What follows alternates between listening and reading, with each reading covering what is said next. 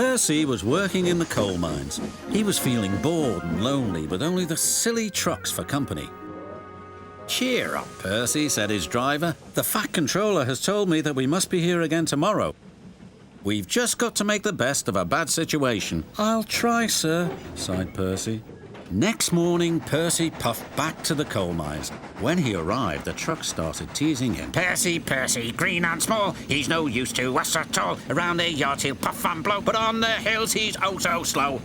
Be quiet!" Then he took the trucks to the coal hopper to be loaded up. Percy still felt glum, but said nothing as he puffed up the steep incline to the yards at the top of the hill. He parked his trucks and then set off back down to the mines. Not even the cheerful sight of Bertie the bus could bring a smile to Percy's face. "What's the matter, Percy?" asked Bertie. "Nothing exciting ever happens, that's the matter," sighed Percy. "It's just coal, coal, coal, and trucks, trucks, trucks. I'm bored, bored, bored."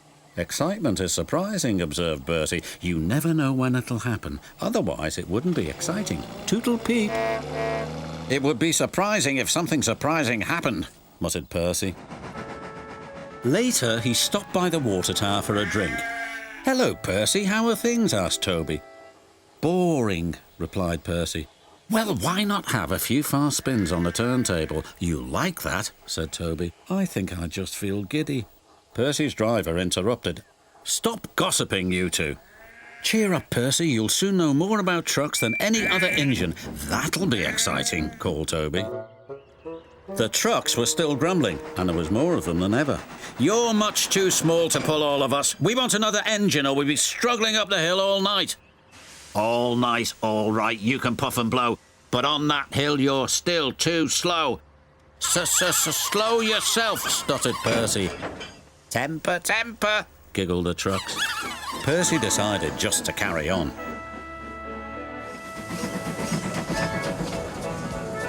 "Go to it, Percy," shouted the driver as they started to climb the hill.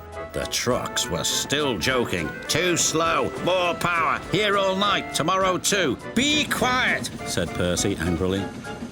Then there was trouble. A coupling broke. "Surprise, surprise, catch us if you can." "Oh, no!" cried Percy.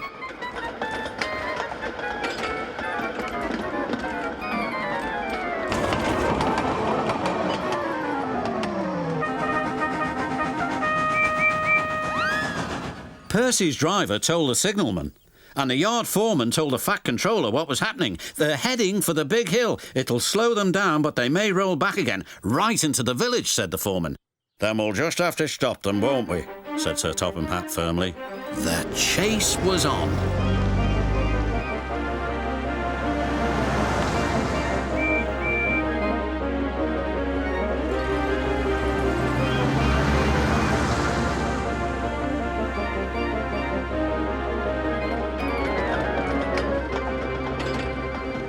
As they approached the hill, they overtook the trucks.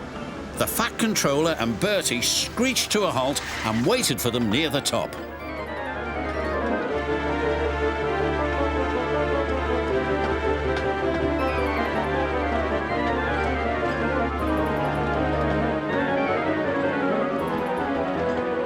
The hill slowed the trucks right down to a standstill.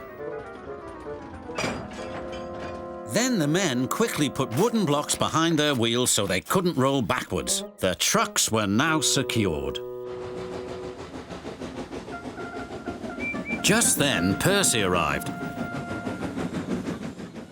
"Well, what did you think of that?" joked Bertie. "A good chase is always exciting." "It certainly was a surprise," decided Percy. "And you were right, Bertie. A really useful engine should never be surprised by surprise." It was holiday time on the Island of Sodor. All the engines were working hard and happily, except for James. "Why should a splendid engine like me take messy coal trucks instead of coaches? Percy and Oliver should do it. They're not as important as I am." Thomas was cross. James, why don't you think about something or someone else for a change? You'll be surprised at how much better you'll feel if you do. Pah! Snorted James. Being important is the only thing for me to think about. And he puffed away in a cloud of steam.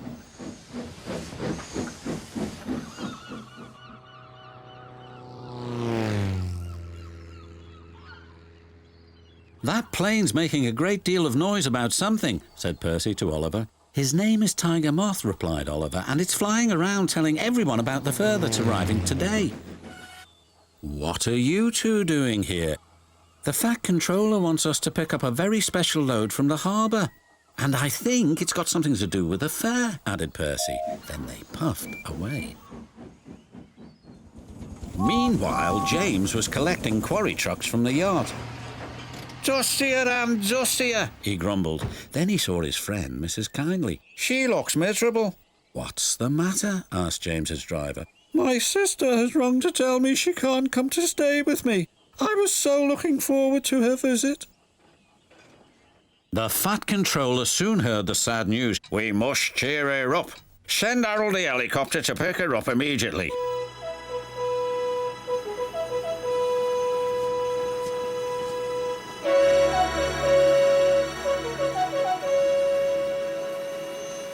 A few minutes later, there was a surprise for Mrs. Kindly. All present and correct, called Harold. I'm here on a flying visit. Hurry aboard, Mrs. Kindly, and fly the sky with me. Compliments of the Fat Controller. Ooh, how lovely. Harold's made my red paint dustier than ever, muttered James, but he was happy for Mrs. Kindly. Soon she was flying high in Harold. I've never seen the island like this before. It's wonderful, she said. Meanwhile, Percy and Oliver had arrived at the docks. Cranky the crane was unloading an old tramp steamer. Hey, down there, you two. I'm playing Lucky Dip in the Tramper's Hole, and all of these are for you.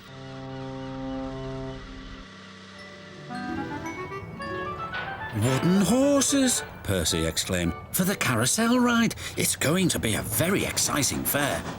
It is indeed, whistled James. The Fat Controller has ordered me to stop pulling coal trucks and go to the station instead. Something to do with Mrs. Kindly. Goodbye. Well, what do you think of that? Gasped Percy. Mrs. Kindly was waiting for James with the Fat Controller. Now this is your very special treat. James will take you on a mystery ride and I shall meet you at your destination. James took Mrs. Kindly along her favourite coastal route to Tidmouth Bay. When he arrived there, it was dark. A big surprise awaited Mrs. Kindly. "Oh," she cried, "you've brought me to the fairground. How lovely!" Best of all, the Fat Controller invited her to make the announcement, "I declare this fairground open." The side stalls lit up and Mrs. Kindly had the first ride on the carousel.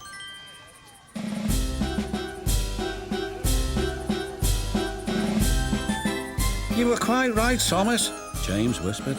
Making someone happy does cheer you up.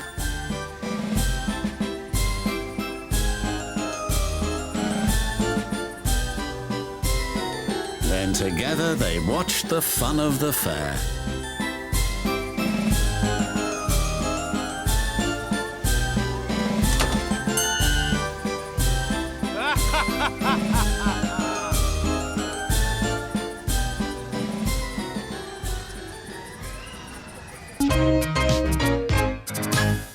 Toad the brake van was feeling sad. Everywhere he looked, he could see engines and coaches moving steadily forwards.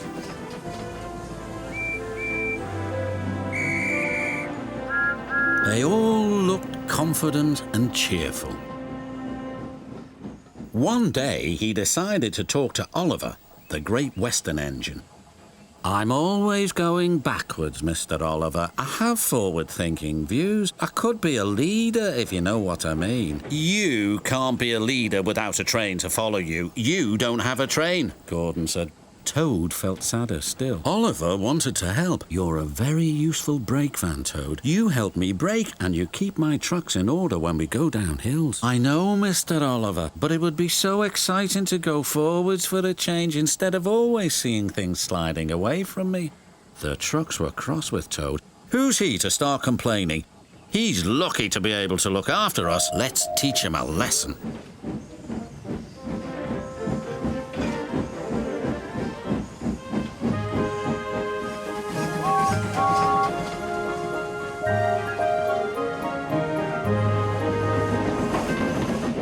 The trucks decided to carry out their plan when they reached Gordon's Hill. When they were nearly at the top, they played their tricks. Ready, steady, go, said the trucks, and they jerked at a coupling which broke. We're making your wish come true, Toad.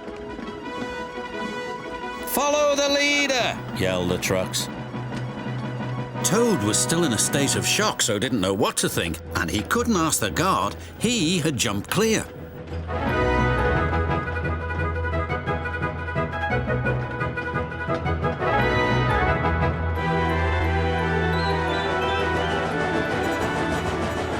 Faster! Faster! As fast as you want! Screamed the trucks.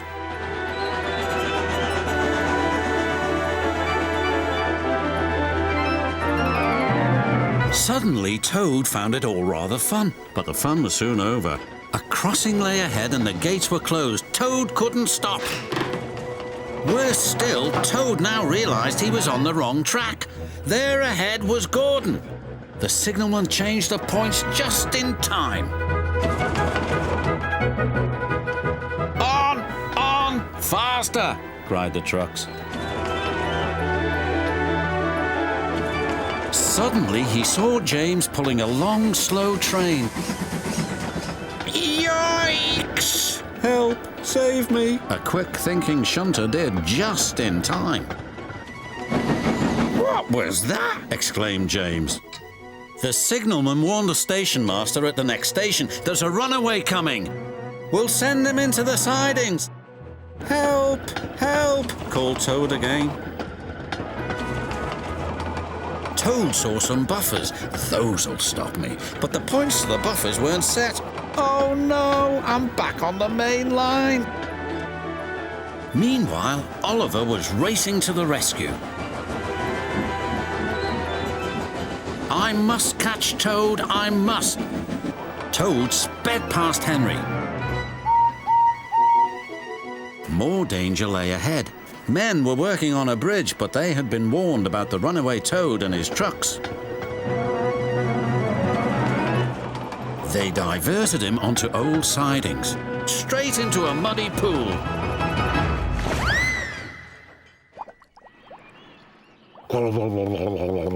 Stopped at last. Oliver arrived, and when he saw Toad, he could only smile. A pond's the only place for a toad, I suppose. That night, Toad spoke to Oliver. I'm sorry, Mr. Oliver, if I caused you any embarrassment. That's all right, Toad. So what did you think of going forwards? It was fun, but from now on, I'll be happy to look forward to the future. Busy going backwards, so to speak. The little engines were busy clearing their railway of leaves and broken branches. Peter, Sam and Rusty often worked together. One day, Rusty helped Peter Sam to a water tower. And once there, whistled goodbye. Peter Sam felt much better after his long drink, but the trucks were bored. Let's break away, they giggled. Their loads were heavy and the couplings old. One snapped.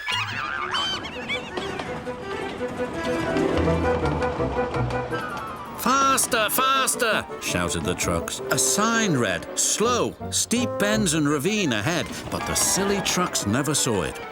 Then it was too late.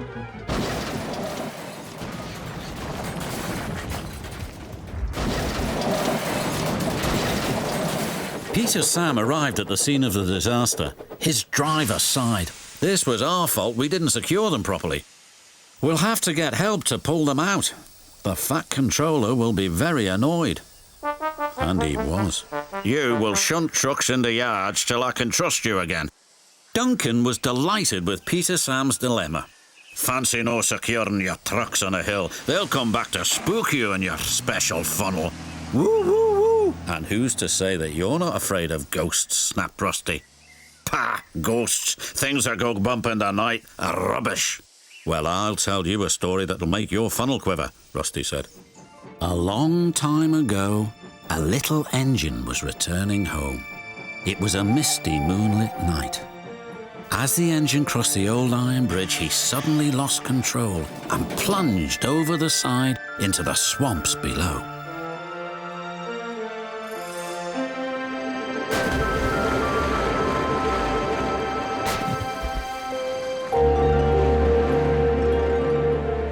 He was never found again. But many a workman will tell you that when the moon is full, they have seen the little engine trying to get home, but he never reaches the other side. So what do you think of that, Duncan? Pah! Nonsense, replied Duncan, and he puffed away. Never mind him, Peter Sam. He'd be frightened if he really saw a ghost. This gave Peter Sam's driver an idea. Let's play a trick on Duncan. The next day, he spoke to Duncan's driver and fireman, who agreed. We'll do it tonight, they said. Duncan had to take coal trucks to the slate mines and then bring slate trucks back. Duncan's driver decided as part of the plan to cross the old iron bridge. Haunted bridge. Pah! Snorted Duncan. It's as tame as a pet rabbit. But all the same, he kept thinking about Rusty's story.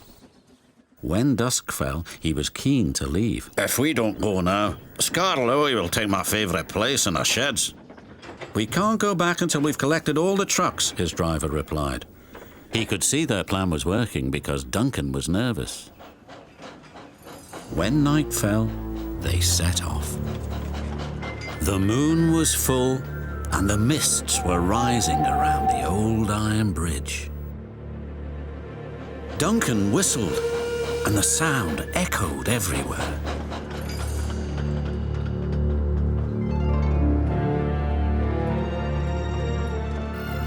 Then ahead, he saw flickering lights. His driver knew they were only little insects that shine brightly at night, but to Duncan, they looked like an engine. Next, his driver secretly threw a rock from the cab into the ravine below. It's the ghost! Take me back, please! When Duncan reached the safety of his shed, he closed his eyes tightly. Spooked, are you, Duncan? Laughed his driver. No, wailed Duncan, I'm asleep! And refused to open his eyes. He did, though, when he thought his driver wasn't looking, just to make sure that he was still there. It was winter on the island of Sodor. The snow covered fields and railway lines. All the engines were hard at work except Percy. Come on, Percy, this isn't time to have a rest. I'm stuck, moaned Percy, and my funnel's freezing up. Driver's sent for help. Pah, huffed Thomas, and went on his way. Later, Thomas had to help clear snow by a tunnel, but it was too deep and he got stuck. Thomas was very cross. Snow is nothing but trouble, he moaned. Rusty was close by. Driver says that this winter is just about as bad as the worst winter of all. How worst? Asked Thomas. I'll tell you, replied Rusty, and the little engine did. Scarlowy was working the line to the slate mines in the mountains. When the snow came, it was difficult to work. They used the snow as a double buffer zone to help stop trucks skidding through to the ravine. One day, Scarlowy set off to the mines with some empty trucks. Meanwhile, there was trouble at the mine. The winch that hauls the trucks up and down wasn't working properly. Scarlowy had reached the ravine. High above him were the mine yards. That snow looks dangerous, said his driver. The sound of your engine and the trucks could cause an avalanche. I'll set off an emergency cap and see what happens. Skarloey watched as his driver prepared it. Then they ran over the cap. The bang echoed round the gorge. Nothing happened. Good, said his driver. All's well, we'll have a cup of cocoa and then make our way. But high above them, all was not well. A long line of full trucks was about to be winched down the slope. They had just started their journey when some empty trucks became derailed. The winch groaned. Break it! Snap it! Shouted the trucks. And they did. On, faster, faster, they giggled. The snowbank and buffers will stop them, said a workman, but he was wrong. The trucks plunged into the ravine.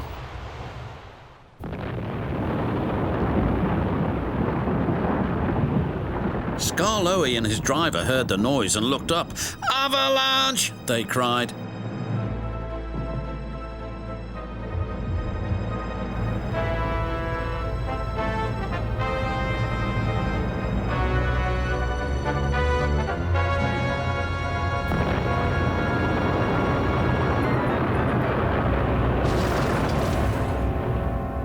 When the snow plume cleared, there was no sign of Skarloey. He was buried deep inside the high drift blocking the ravine. And then came the funny part. What's the funny part about an avalanche? Asked Thomas. Well... No one knew that the heat from Skarloey's engine had helped to make an igloo. It's a snowball. It's a snow house. It's an engine. They cleared away the ice only to find Skarloey's driver and fireman drinking cocoa as if nothing had happened. Luckily for them, but it just goes to show you can't trust trucks. Or snow, said Rusty. The men had just cleared the snow away from him when Gordon puffed by with his machine. Hey, look out, there's snow about, laughed Gordon. He stopped by the tunnel and wheeshed loudly. Then it happened.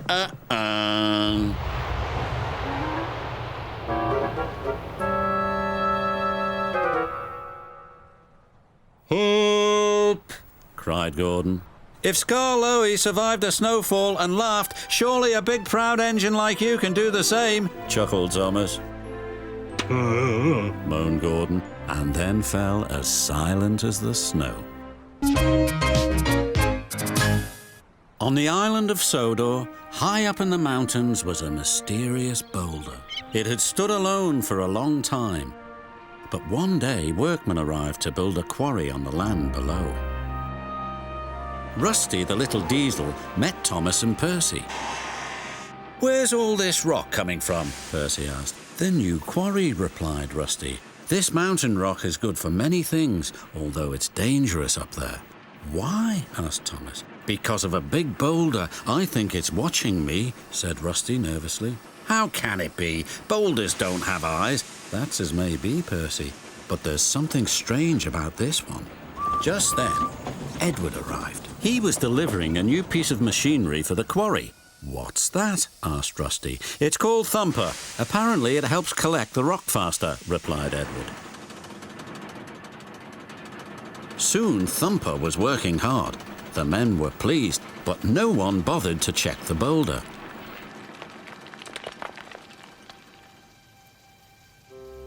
When it rained, the workmen went away. Rusty gazed up and shivered. Above stood Boulder.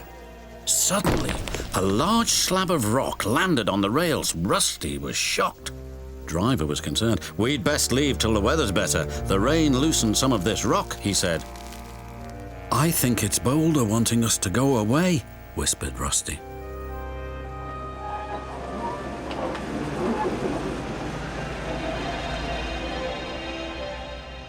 The next day the sun shone. The quarry was filled with more machines. Suddenly, Rusty noticed something. Boulder's moving. Don't be so daft. It can't, said Rusty's driver. But it could.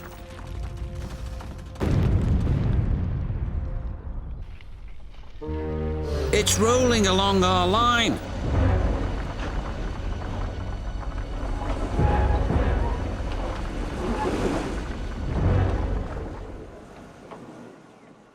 We'll stop here until Boulder passes by, said Rusty's driver. But Boulder was nowhere to be seen. Suddenly, oh no, it's behind us! Just ahead they saw a small junction. One line went uphill. Boulder thundered past. Meanwhile, Skarloey was making his way up to the quarry. Then he saw Boulder. Yikes! Boulder was catching up to them fast, but they veered into a siding. We must warn the yards, shouted Skarloey. Yes, but how? Called Rusty. Boulder rounded a bend, and there ahead was Rheneas. It's running loose, yelled Rheneas. His driver drove him back as fast as he could. Yikes!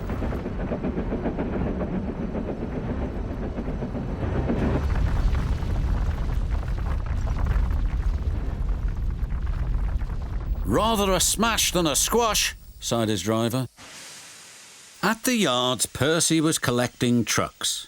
Then he heard Boulder. Oh no, it's heading straight for me!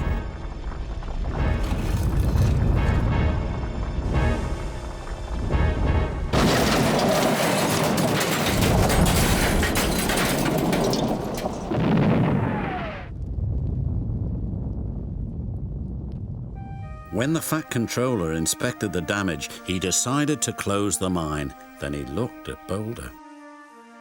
We should have left this part of the island alone, he said thoughtfully. They moved Boulder to a hill close by the yards. Rusty is sure that on a clear night it is gazing up at the mountain and that its sides are being carried on the wind to where it once used to stand, proud and silent. I wonder if Rusty is right, don't you?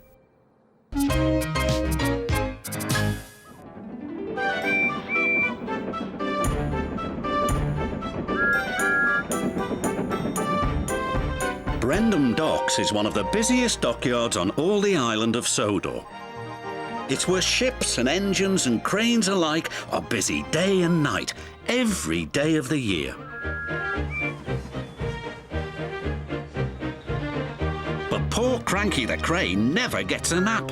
He never gets to sleep early. He works all the time. And his only company are the gulls that settle on his arm. So Cranky is always cranky.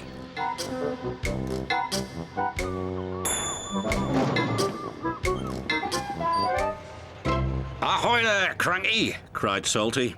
Where have you been? Snapped Cranky. And a good day to you too, Captain. Bill and Ben arrived for work, full of mischief. Hurry up, barked Cranky. I haven't got all day. You're no fun, grumbled Bill. You wouldn't be fun if you were stuck up here, snapped Cranky. So that's why you're cranky, said Bill.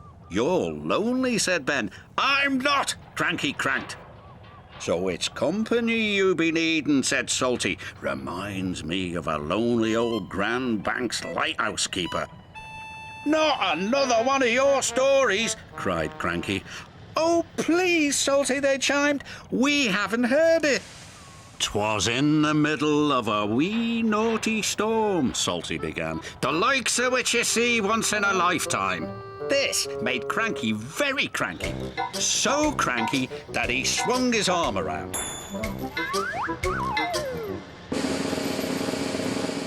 And dropped the pipes onto the tracks instead of the trucks. Whoops, said Cranky meekly. You've blown the main now, matey, said Salty. The engines were trapped. You're going to get into trouble, sang Bill and Ben. The Fat Controller was in his office being measured for a new waistcoat. When he heard the news, he left immediately for the docks. The Fat Controller knew that any delay at the docks could cause confusion. You have made a terrible mess, Cranky, he said sternly. I'm sorry, sir, Cranky whispered. You engines will have to stay here tonight until Harvey clears up this mess in the morning.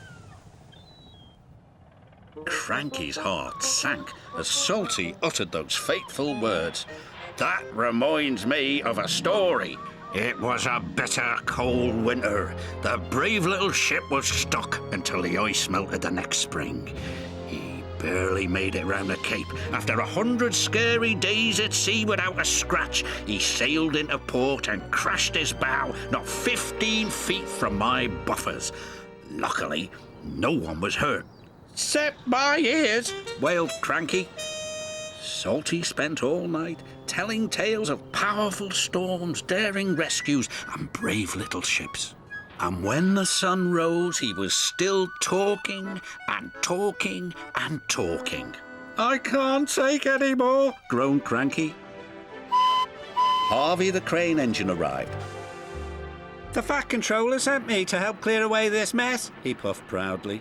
Cranky was so pleased the engines would be going soon, he forgot to be cranky. "I'll never misbehave again," he promised, "as long as I don't have to listen to any more of Salty's stories." And after Harvey and the workmen had cleared the wreckage, Cranky worked hard all day. He carefully loaded the trucks, helped speed the engines on their way, and he said please and thank you. "This is new," puffed Thomas, but he had spoken too soon. Cranky couldn't help himself. "It was nice while it lasted," said Percy, and all the engines laughed. But Cranky was still cranky.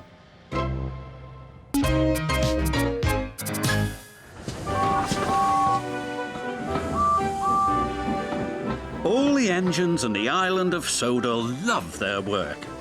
But sometimes there is too much work. That's when the Fat Controller brings new engines to the island. Salty the Dockyard Diesel is one of these engines. He loves to tell tales of the sea. We heaved until the old freighter finally caught a tide. It's good to be useful. Salty is excited about coming to the Island of Sodor. Islands are surrounded by the sea. Salty loves the sea. Soon Salty arrived at his new job. Ahoy, mateys, Salty pride of the seven seas. I'm a new diesel and I'm here to give you some help. Bill and Ben didn't think they needed any help, especially from a diesel. "Welcome to Centre Island Quarry," Mavis said proudly. Salty looked all around. Everywhere he looked, he saw nothing but rocks. "A quarry?" he cried. "There must be some mistake. I'm a dockyard diesel." "You're a quarry diesel now," said Mavis, and she explained that they had to complete an important job for the Fat Controller.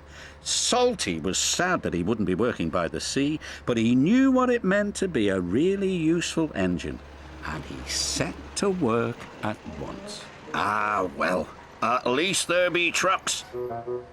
"You better mind them," Mavis said. "They can be a bother." "He won't last 5 minutes," said Bill. "Those trucks will trip him up soon enough," said Ben. But to Bill and Ben's surprise, the trucks seemed to give Salty no trouble at all. Yawns. Yo ho ho, and a bucket of prawns, the tiller spins, sang Salty. And the captain yawns, sang the trucks. Thanks to Salty, the Fat Controller's important job was almost done. Bill and Ben were surprised and a little jealous. "Here comes Mr. Show-Off," groused Ben. "You have to admit he's got a knack with those trucks," said Mavis. "Driver says he'll bore the bolt off us with his stories," huffed Bill. But Salty didn't say a word. He didn't come near the shed.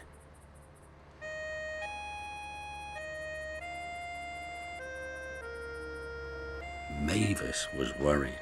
She rolled alongside and asked him what he was doing on his own. "Oh, I thought I might catch a bit of sea breeze," You really do miss the sea, don't you? Asked Mavis. Aye, said Salty, I do. But Salty knew that quarry work was important. The next day he tried to show Bill and Ben his secret with the trucks. I like working to a musical rhythm, he said. And so do the trucks. Why don't you give it a try, me hearties? Here we go, here we go, here we go. No, we don't, no, we don't, no, we don't. But try as they might, Bill and Ben could not move the trucks the way Salty could. Later that day, the Fat Controller came to the quarry. He was surprised to see the job had been completed. Well done, said the Fat Controller. It was Salty, said Mavis. We couldn't have done it without him. Then I've got a bigger job for you, Salty. Aye, aye, sir. What kind of a quarry is it? Quarry? Said the Fat Controller. I'm sending you to Brendam Docks. The docks, Salty exclaimed. The docks are hard by the sea. Oh, thank you, sir, he said. This reminds me of a time in Bimini. And Salty was telling stories again. Salty loves Brendam Docks. He gets more work done than any 3 engines and feels really useful. And only the trucks know his secret.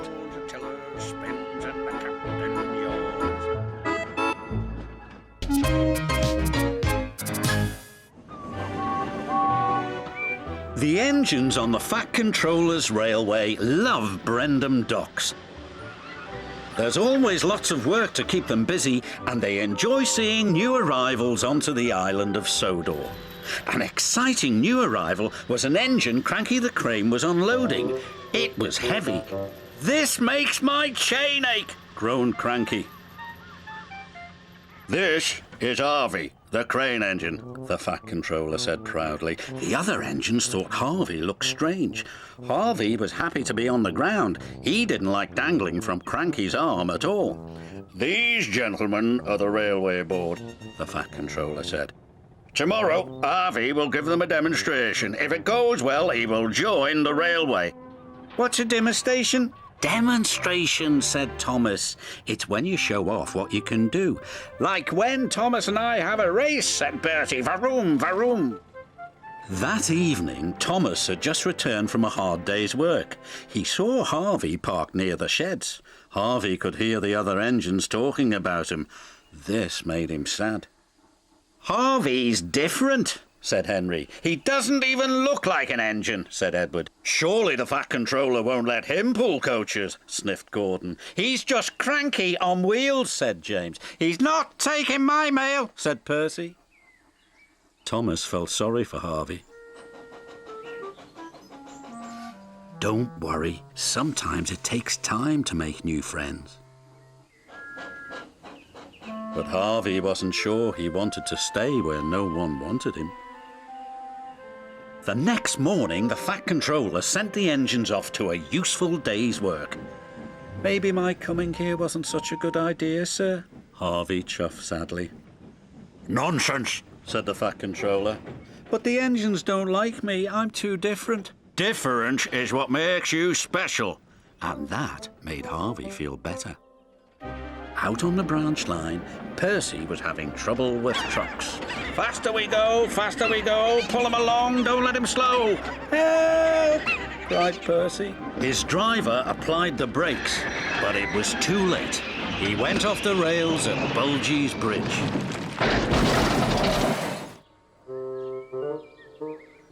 Luckily, no one was hurt. Bertie arrived and was pleased Percy was all right, but he was also very cross. You've blocked the road, Bertie snapped. He was worried he wouldn't get the gentlemen of the railway board to the demonstration on time. When the Fat Controller heard the news, he went straight to Harvey. I need you to rescue one of my engines. I'll do my best, sir, Harvey said bravely, and he set off immediately. Harvey soon arrived and went to work.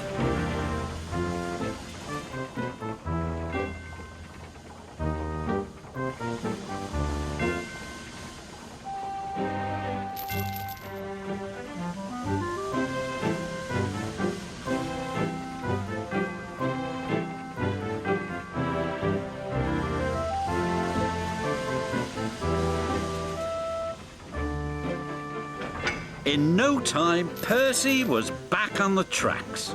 The gentlemen of the railway board were very impressed.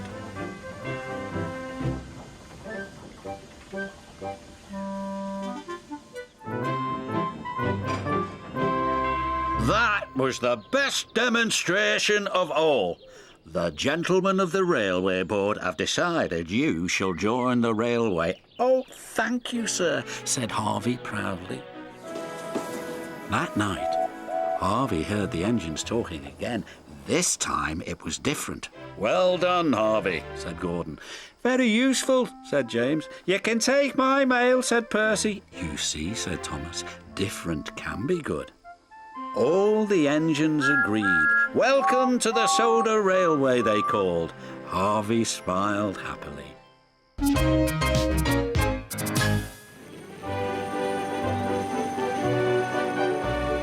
Harold the helicopter loves flying. Up in the bright blue sky, over the island of Sodor, he looks out for anyone in distress. Sometimes he delivers the mail. This makes Percy very cross. The mail run is done. Is there any more? I can deliver it for you in a jiff. That's what friends are for. Delivering the mail is an engine's job, said Percy grumpily.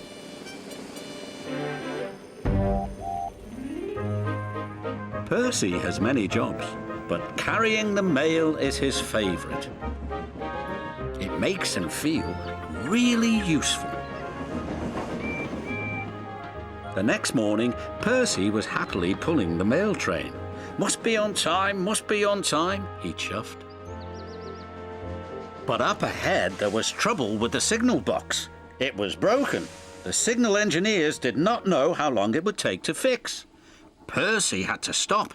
It's not safe for engines to run without signals, but Percy was very upset. I'm going to be late, he cried, and it's not even my fault. The Fat Controller was in his office enjoying his toast and marmalade when he heard the news. Percy is stuck at a broken signal. Then Harold must take the mail.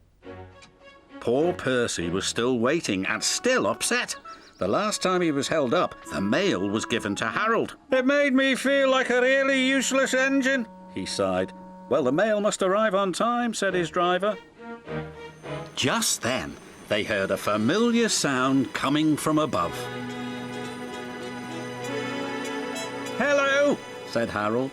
The Fat Controller says you need my help. That's what friends are for. Oh, no, cried Percy. But the Fat Controller had made up his mind. There was nothing Percy could do. Percy's driver helped load the mailbags into Harold's cargo net. Maybe we should take the mailbags a few at a time, said his pilot. They're very heavy. I'd have to make too many trips. Then I'd be as slow as Percy. And so they loaded all the mail into Harold's net at once. And the engineer continued to work on the signal.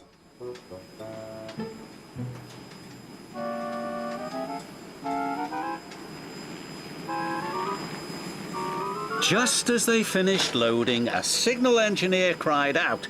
It's fixed, he said. Wait, Harold, shouted Percy. I'm ready to go. But it was too late. Harold had already taken off. Percy watched the mail disappear. He was upset. But then they all heard a strange sound.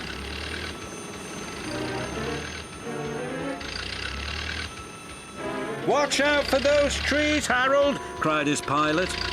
My net is too heavy, wailed Harold. Harold is in trouble, Percy cried. We must try to help him.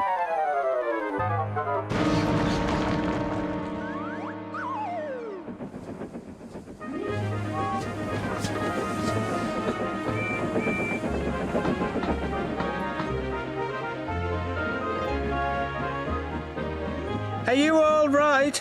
Called Percy. Just get someone to pull me out of this haystack, sputtered Harold. And Percy did, as fast as he could.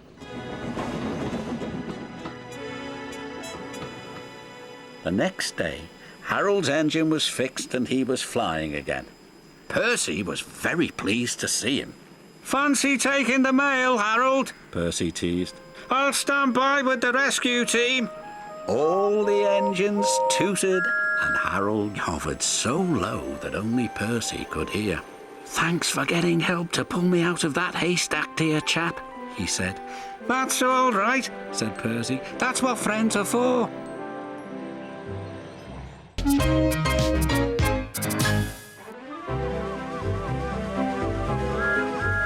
Thomas the Tank Engine enjoys taking specials. Today, he was bringing a special to Brendam Docks. His load was to go onto a cargo ship. The ship was scheduled to depart at sundown.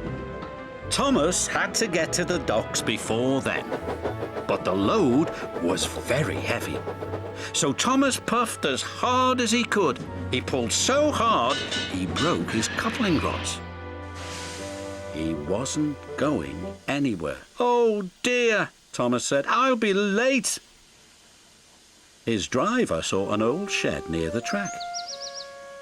"If there's a telephone in there, I could call for help," he said. "Hurry," said Thomas, "and be careful, it looks a bit spooky." Then a voice boomed from inside the shed. "Do you mind? I'm trying to sleep."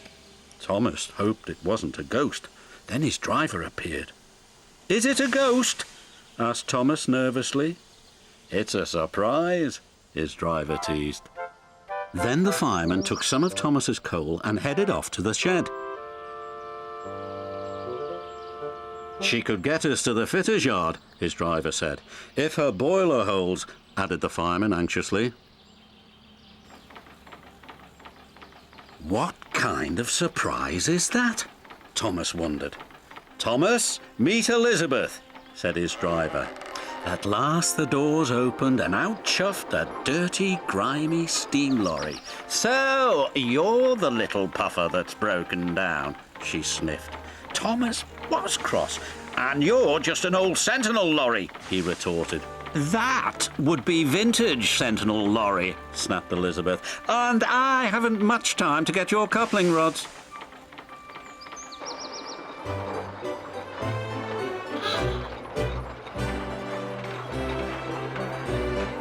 The driver was concerned. Elizabeth was making awful grinding sounds. "She's not built for hills," he said anxiously. "You're losing steam," he called. "Just catching my breath," Elizabeth chuffed.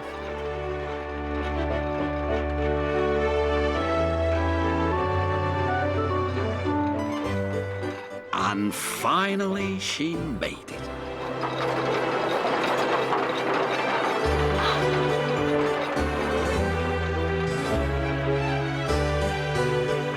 When Elizabeth returned with Thomas's coupling rods, she was pleased with herself. "And next time, don't be so careless," she scolded. Thomas thought Elizabeth was the rudest lorry he had ever met, but he was very happy to get his new coupling rods.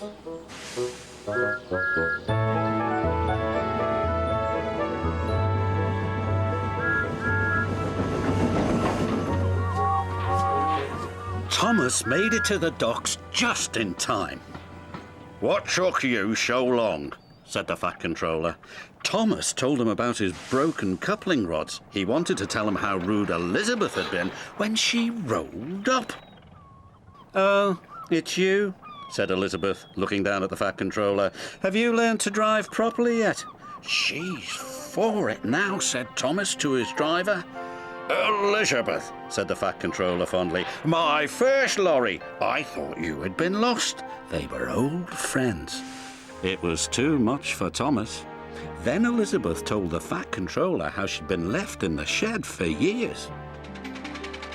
The Fat Controller was so pleased Elizabeth had been found, he asked Jem Cole to restore her to her original beauty. And soon Elizabeth had a rich dark colour and gleaming coachworks. "You're the grandest lorry in the whole railroad," the Fat Controller said proudly. "I know," said Elizabeth even more proudly. And Thomas had to agree. She did look grand.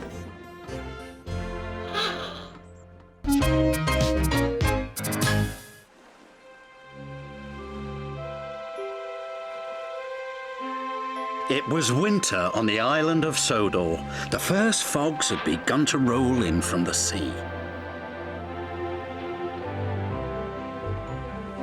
Thomas, Annie and Clarabelle loved the quiet of Misty Valley, but Thomas must be careful of rocks that sometimes roll onto the tracks.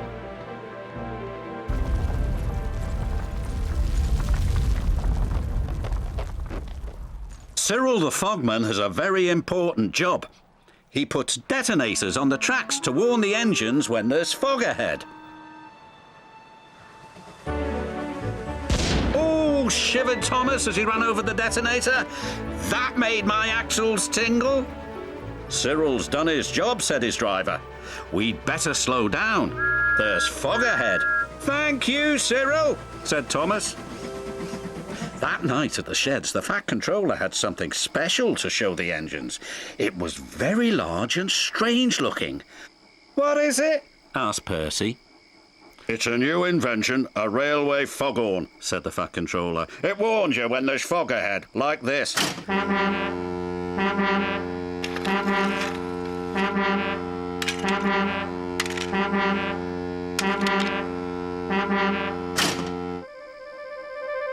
That's loud, said Percy. Too loud, huffed James. Sounds like a tugboat to me, grumbled Gordon. Thomas looked worried. What will Cyril do now? He asked. He will be getting a much-needed rest, said the Fat Controller. Besides, this new foghorn will be more reliable. Poor Cyril, whispered Thomas. He's been scrapped.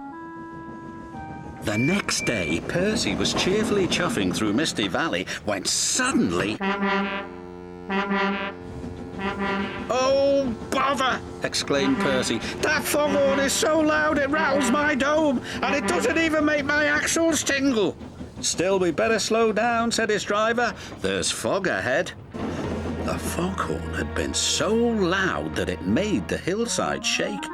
No sooner was Percy out of sight when one rock fell, then another, and another.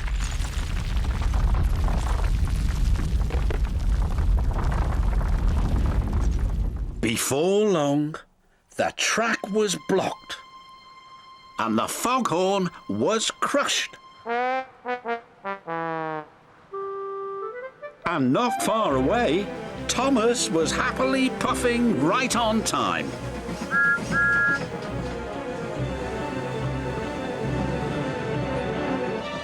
I can't see a thing, said Thomas. And then, before he could even think of anything else... Bust my buffers, cried Thomas. What happened to the foghorn? I don't know, said his driver, but at least nobody's been hurt. Toby will be coming down the line any minute, said his fireman. If there's no fog warning, said Thomas, he'll run into us. Leave it to me, called a voice from the fog. It's Cyril, said Thomas. I hope he's in time. Toby and his coach, Henrietta, were chuffing along. Toby was looking forward to a well-earned drink at the next station when... Fog detonators, puffed Toby. There must be fog ahead, said his driver. We'd better slow down. And just around the next bend, with his axles still tingling, Toby was very glad they did. Otherwise, they would have crashed into Thomas's wreck. Soon the tracks were cleared and Thomas was back on the rails. If it hadn't been for Cyril, said Thomas, Toby might have had a worse accident than me. Instead of replacing Cyril with the foghorn, said the Fat Controller, we'll replace the foghorn with Cyril. You are clearly more reliable. Thank you, sir, said Cyril. And thank you, said Toby. New inventions are all very well, but they don't make my axles tingle, said Percy.